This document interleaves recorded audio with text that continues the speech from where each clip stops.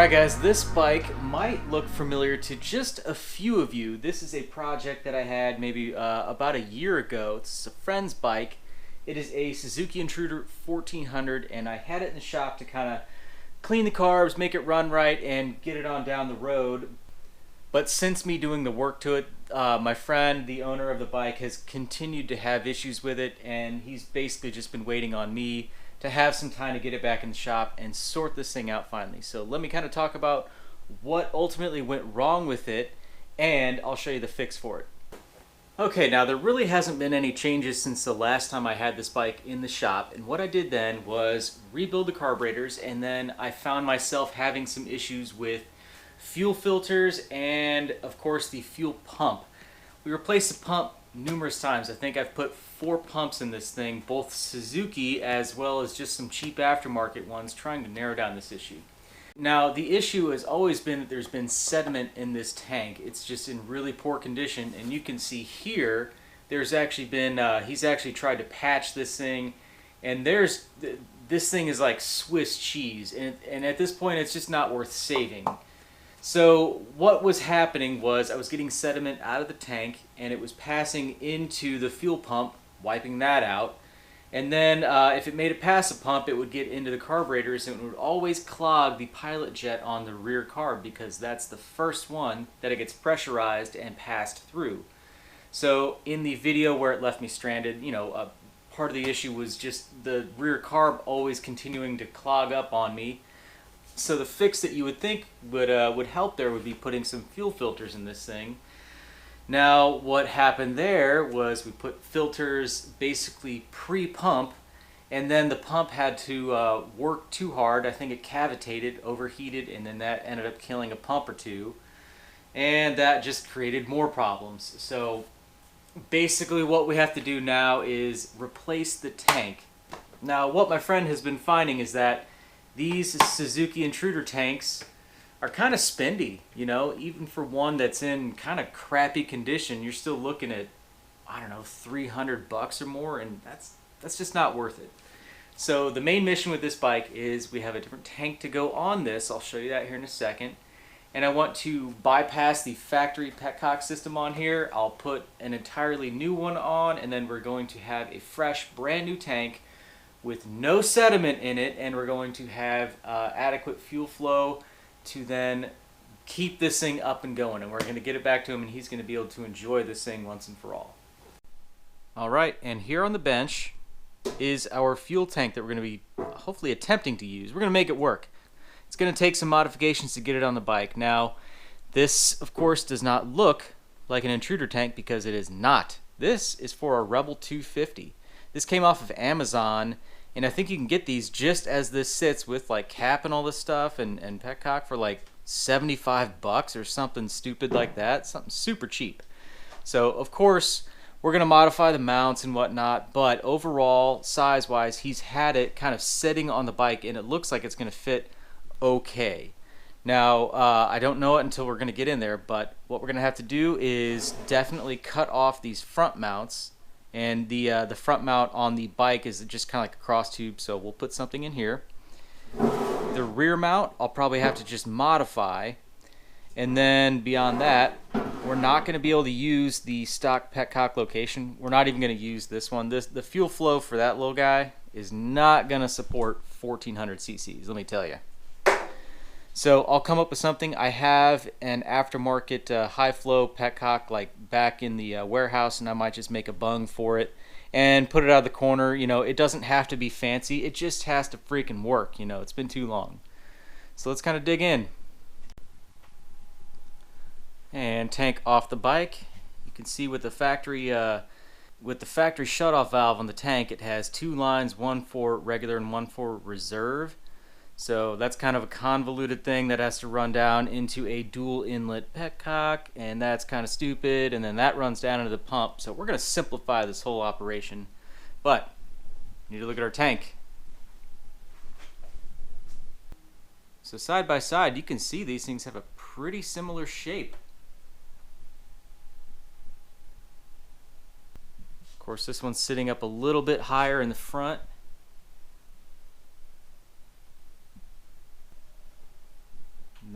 bad though.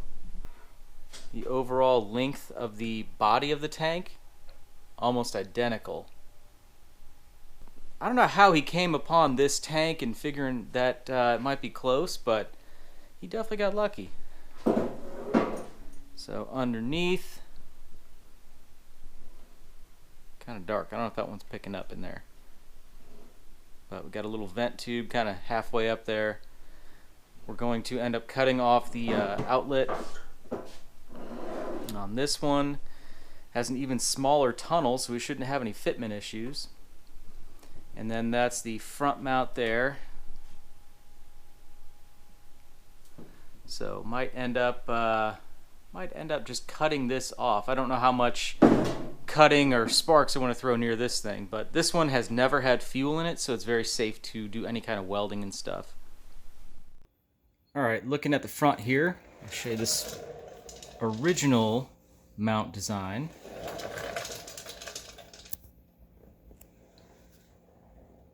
Versus this one.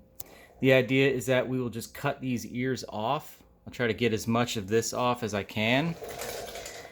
And then based off of the difference in width, this one is slightly narrower, but at like 95 mil, it clears, like it will fit the stock rubber piece in here.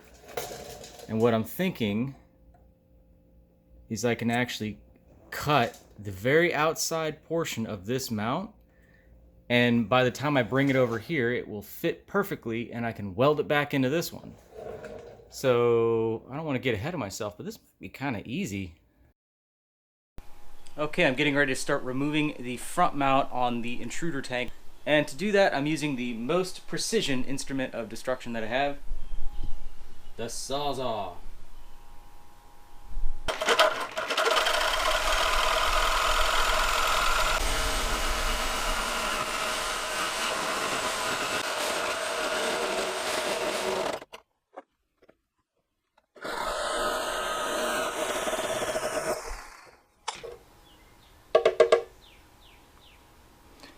Not that I couldn't make this, but it's already here.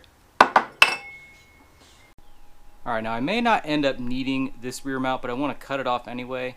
I'd rather, I would just prefer to use the death wheel, the angle grinder, and just, buzz it off real quick, but that produces a lot of sparks, and obviously this is a fuel tank, and there is a petcock there. And this thing has a bunch of potential little leak points for both, fuel and fuel vapor. So I'm going to try to be a little bit safer and use non-sparking, and with that I'm just going to try to hit this thing with the bandsaw and just hack the end off of it. Well, wouldn't you know it, we're sitting here looking at the bandsaw with no mount on the back because I didn't hit record.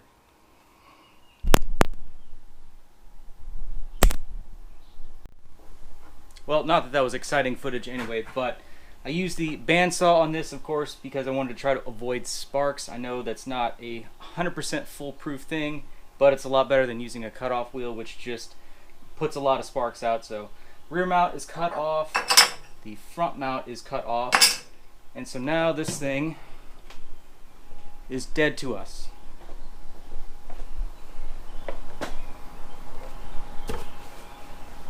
I didn't even put a dent in it. That wasn't very cool.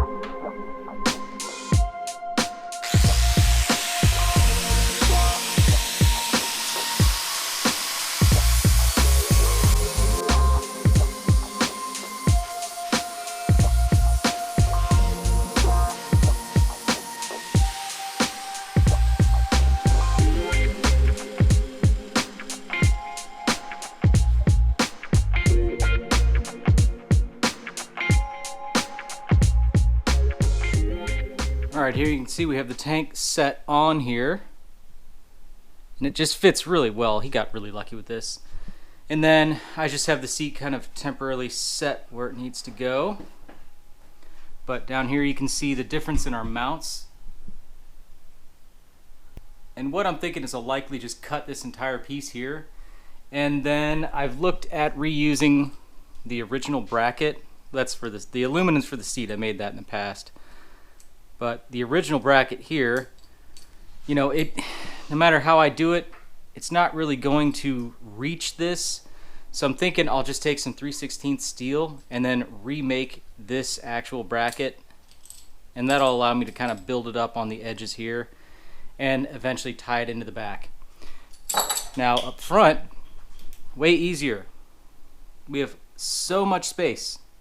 So we're not going to have any issue with just welding that bracket back in, and it will just fit perfect. So not going to be any issue there. I have plenty of space to weld around, and we'll be good to go. And as far as the fuel tap, we are going to hang it off the left side. So I still need to kind of track down which one I want to use, but we'll just do something on the corner here. And of course we'll weld the hole on the bottom.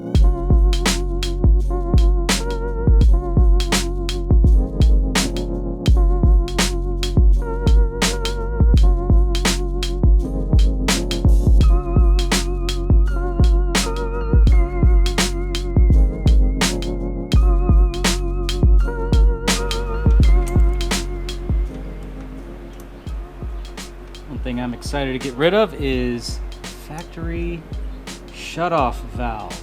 There's one on the tank, and then of course one here. It's just extra stuff. We have two fuel lines, and it's just like too much. Get rid of all that.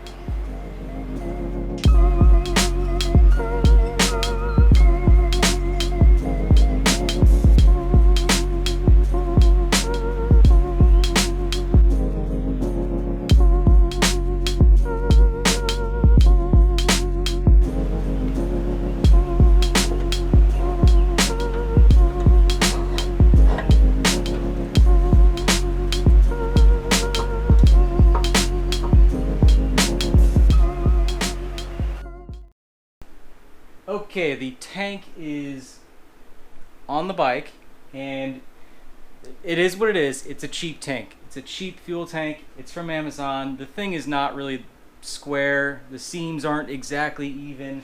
So I don't have a single like reference point to go off of except for the old micrometer, and that's what we're gonna have to use. So I've got a little paper towel kind of shimming the left side here, and I'm just drawing up my center visually, but here's where I'm at. Not bad.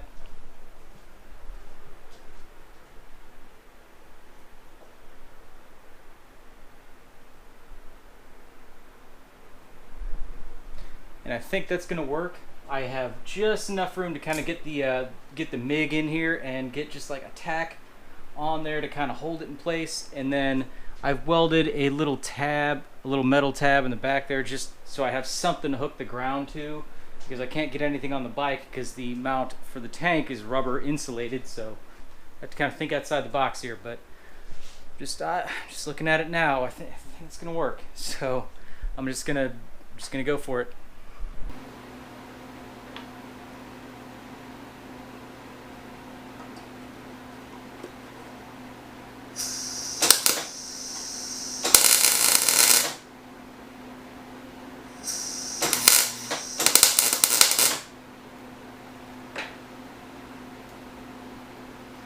Have a tack.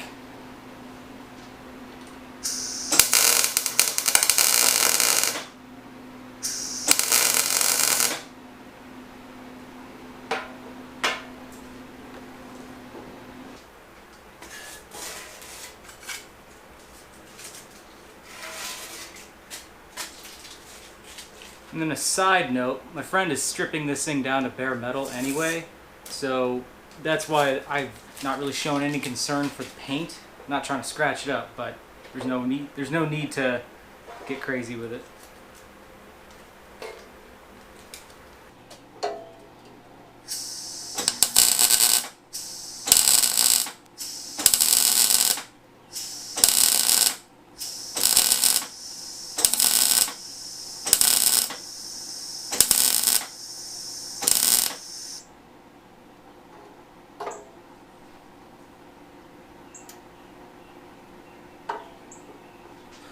I'm so used to the TIG, I just like kept it there for post flow. Oh yeah.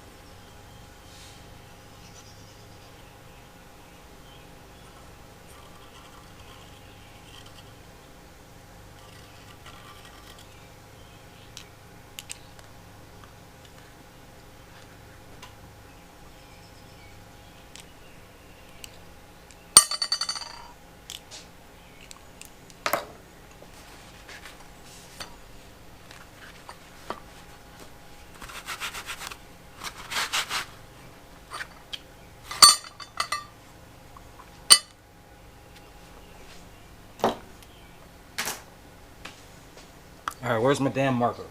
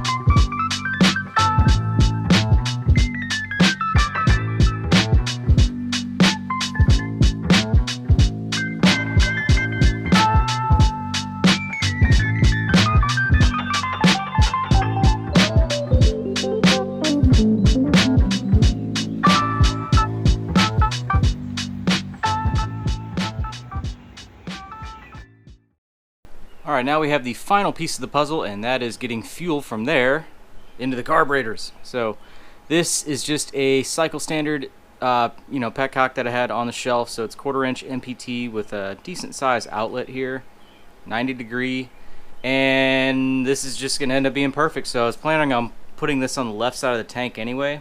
I'd like to probably put it down here in the corner, but of course we don't want to interfere with like your leg as much as possible. But I think I can squeeze it in about right there.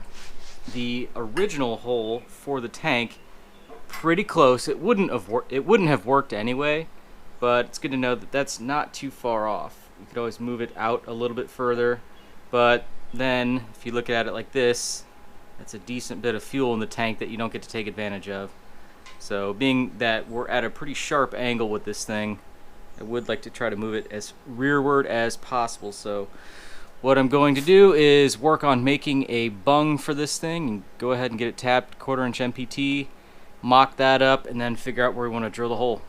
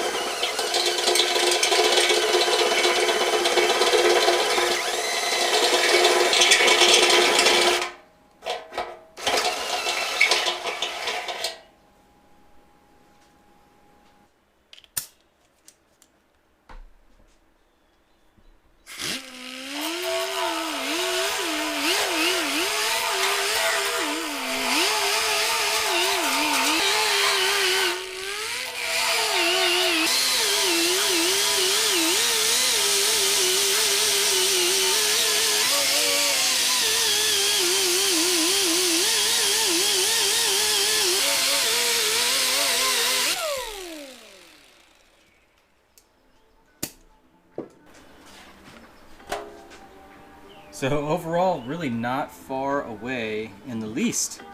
I think I'm going to go ahead and fill this one first before I go ahead and weld the bung here. So I'll just make a little patch, we'll TIG that up, and it'll be like it was never there.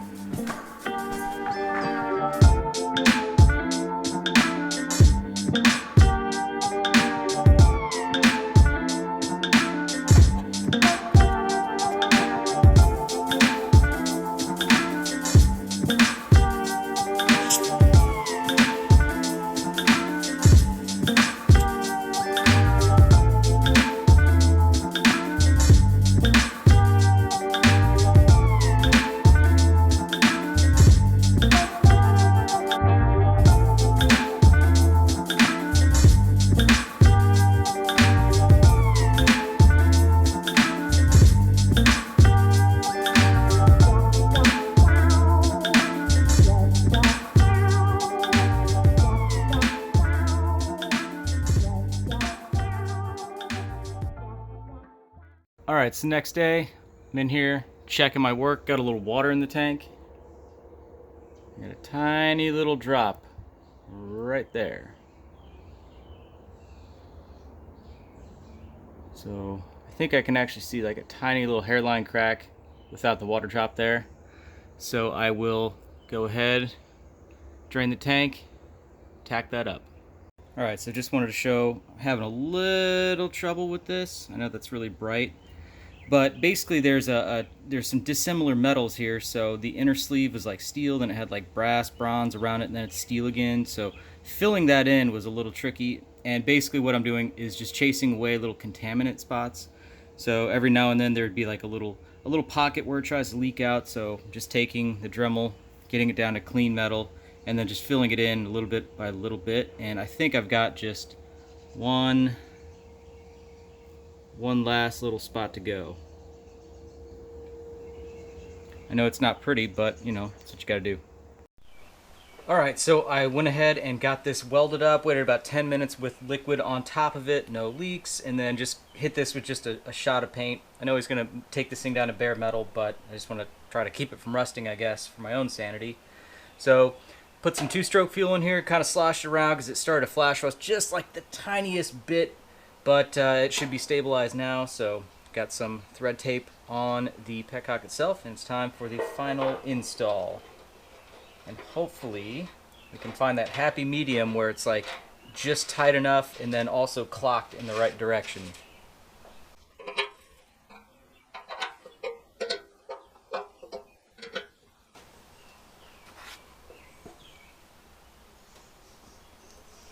One more out of it. Come on, 180. 180. Let's get there. I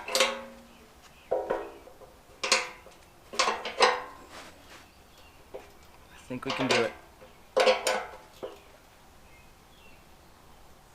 Perfect. That was not planned. That will work just fine.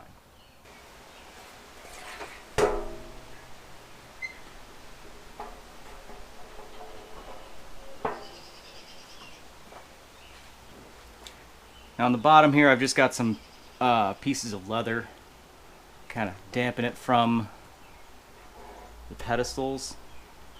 And then being that I've already modified the seat, I have a different kind of mount on here. So modify accordingly.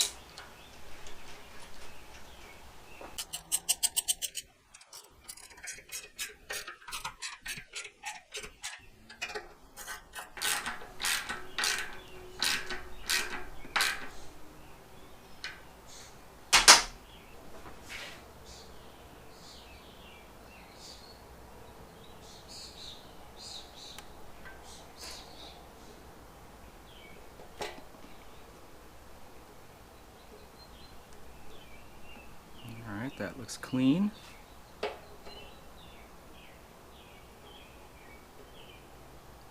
Nice and out of the way.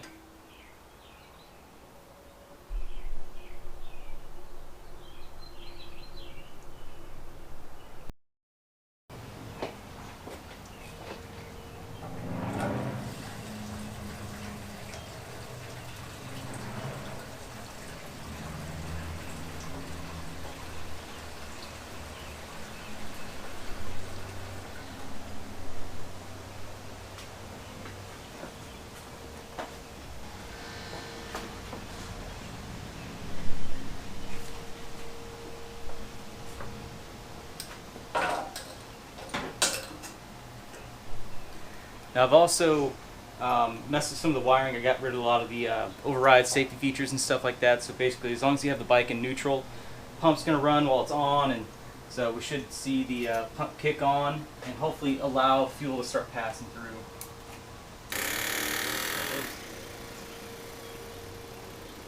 There's prime.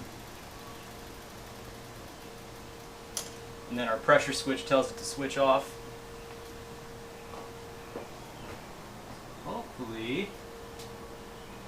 Hopefully this thing lights off.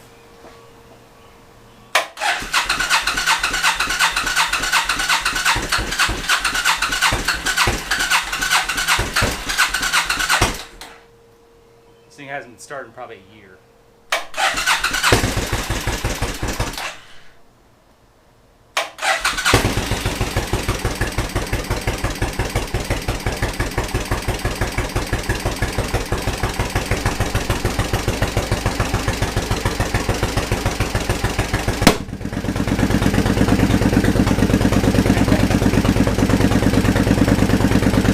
Time to have my hand in front of the exhaust.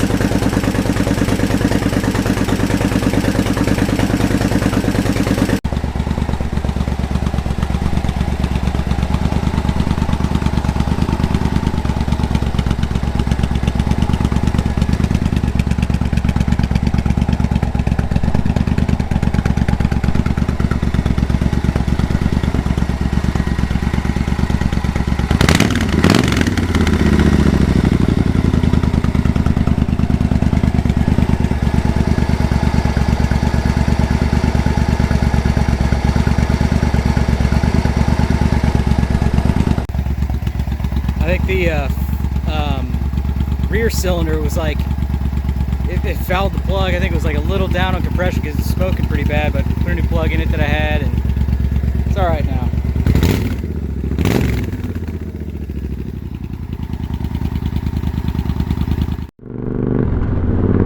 All right, well, we're getting out on the road on this thing, testing our fuel tank. It's weird to just feel like it just looks stock.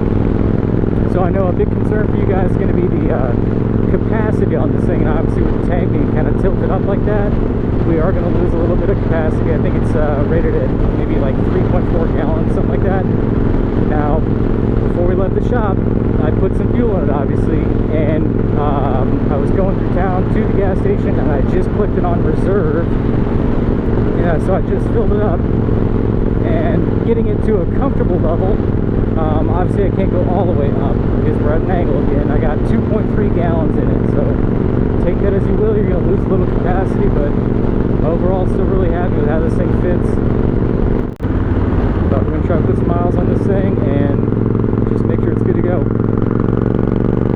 Hopefully not have a repeat of last time where it just left me stranded. But we should have all of our real issues sorted. You know, we have a clean tank now, so we're not going to be putting sediment through anything. So we have a new petcock, we have a new filter screen in that, and then we have clean carbs, so we have good adequate flow of clean fuel to the pump, which actually works now, and then that's moving up into clean carbs, so should be good to go.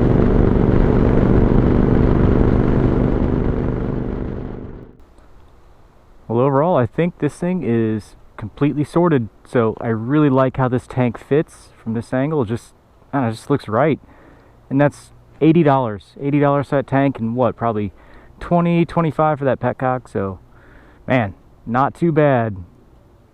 But I might take this thing home and just give the carbs a little synchronization adjustment there and call it a day. But I know my buddy's gonna be really happy to get this thing back, so a lot better than last time. But I will definitely have that tank linked in the description along with the petcock that I used. You might be able to get away with using the factory location for this thing, but it was really close, so that's just what I did. I really like having the clear line on here and visually seeing it pulse with the pump and just draw fuel in, so that's a nice peace of mind there. And then of course we got rid of the stock fuel valve here and the dual lines going up with the shut off under the tank. It was just a big pain in the butt. 2 extra lines. It was dumb. I didn't like it. So this is a lot cleaner. Alright everybody, well I hope this video was entertaining and maybe got some ideas to retrofit tanks onto your intruders or something like that. I know this one, if you guys didn't know the backstory, was just the tank was too rusty to save, so had to find some kind of solution and not spend $1 million doing it. But seems like the Rebel tank, perfect fit. Wasn't too hard to swap on. I do feel like, we've lost a little bit in capacity, but for the owner of the bike, not going to be a big deal. But anyway, if you guys have any questions, leave below. I will definitely link the tank as well as like the handlebars. They're also just like a 12-inch 8, but I'll link those. And of course, if you like this video, definitely subscribe. You can see more like this. I upload all the time. But anyway, I'm going to go put some more miles on this bike, enjoy my day. You guys do the same. Appreciate you guys watching. Hope to see you in the next one.